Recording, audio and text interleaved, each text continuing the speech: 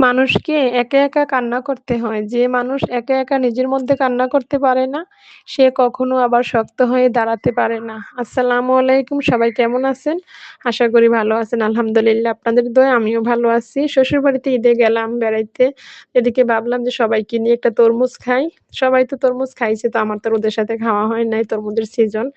তো উসমান, আইমান, রায়হানও তরমুজ পছন্দ করে। রায়হান তত একটা পছন্দ করে না। তো ভাবলাম যে ওদেরকে নিয়ে একটা তরমুজের আয়োজন করি আরকি ছাদের মধ্যে খোলা আকাশের নিচে। আর এখানে ফুচকা, ইরা ফুচকা রেডি করতেছে। তাহরিন আছে আমার ক্যামেরাম্যান। আর আমি ওদের জন্য তরমুজটা কাটতেছি। ওরা তো অপেক্ষা করতেছে কখন তরমুজ কাটা হবে, ফুচকা রেডি হবে আর ওরা খাবে।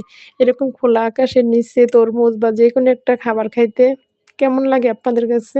তো আমি তো সবসময় বাচ্চাদেরকে অনেক বেশি আনন্দ দিতে ভালোবাসি বা হাসিখুশি রাখতেই পছন্দ করি। আপনারা আমার ভিডিওতে দেখবেন, আরো দেখছেন হয়তোবা। আমার কাছে অনেক বেশি ভালো লাগে আরকি। আর ফুচকা তো সব বাচ্চারাই অনেক বেশি পছন্দ করে। ভাবলাম যে বাসায় আনি। দোকানে তো খাওয়াই হয় বাহিরে। তো ভাবলাম যে খোলা আকাশের নিচে ছাদের মধ্যে অনেক বেশি ভালো লাগবে হয়তোবা। অনেক বেশি ভালো লাগছে। বাতাস অনেক বাহিরে। আর তরমুজটা না কাটার পরে যদি